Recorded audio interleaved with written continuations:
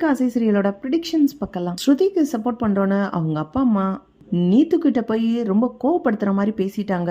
மறுபடி விஜயா கிட்டையும் இத பத்தி பேசுங்க, ரவி ஸ்ருதியோட ரெஸ்டாரண்ட்டுக்கு வரணும் அப்படின்னு கண்டிஷனும் போடுறாங்க.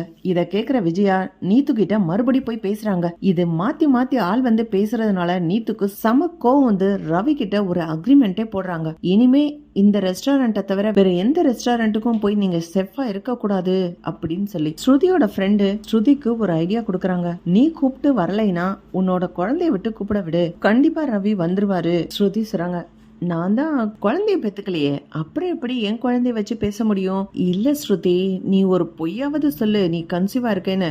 ரவி கண்டிப்பா உன்னோட ரெஸ்டாரண்ட்டுக்கு வந்துருவாரு. அப்படி அவங்க ஃப்ரெண்டு சொன்ன உடனே ஸ்ருதி சொல்றாங்க, பொய் சொல்லி ரவி ஒன்னும் வர வேண்டாம். ரவி ஏதோ ஒரு ஈகோவால அங்க இருக்கிறான், பரவாயில்ல, அவன் என்ன புரிஞ்சுக்கிட்டு என்னோட ரெஸ்டாரண்ட்டுக்கு வரட்டும், நான் பொய் சொல்ல மாட்டேன் அப்படி ஸ்ருதி சொல்லிடுறாங்க. பார்த்தா மீனா கன்சீவ் ஆயிடுறாங்க.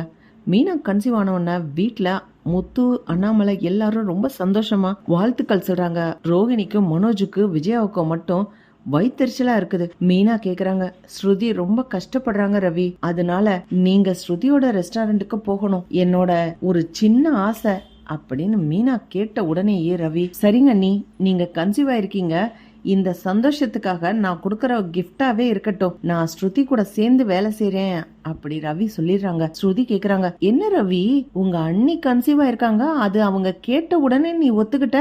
இவ்வளவு தடவை நான் கேட்டனே, ஏன் நீ ஒத்துக்கிறல? இல்ல, நான் இப்ப சித்தப்பாவா ஆயிட்டேன்ல, சித்தப்பாக்குன்னு ஒரு சில கடமைகள் இருக்கும்ல, அதுக்காக தான் எங்க அண்ணிய கஷ்டப்படுத்தாம அவங்க கேட்ட உடனே நான் இதை ஒத்துக்கிட்டேன். நான் நீ கேட்ட உடனே வந்திருக்கணும், நானா சொந்தமா சம்பாரிச்சுதான் ரெஸ்டாரண்ட் ஆரம்பிக்கணும்ன்ற என்னோட ஆசையை நிறைவேறாம போயிடுமேன்னு நினைச்சுதான் நான் வராம இருந்தேன் அப்படி ரவி சொல்லி சமாளிக்கிறாரு. ஸ்ருதிக்கு இப்பதான் புரியுது குழந்தையோட வேல்யூ என்ன, நாமளும் ஒரு குழந்தை பெத்துக்கிட்டா நல்லா இருக்கும்னு. ஸ்ருதி ரவி கிட்ட கேக்குறாங்க, நாமளும் சீக்கிரமா குழந்தை பெத்துக்கலாம், மீனா குழந்தை பெத்துக்க போறாங்கன்னு சொன்னதுல இருந்து எனக்கும் ஆசையா இருக்குதுன்னு ஸ்ருதி சொல்றாங்க. மீனாக்கு அடுத்து ஸ்ருதியும் கன்சீவ் ஆன உடனே ரோஹிணியும் மனோஜும் அவமானப்பட்டு விஜயா கிட்ட நல்லா திட்டு வாங்க போறாங்க.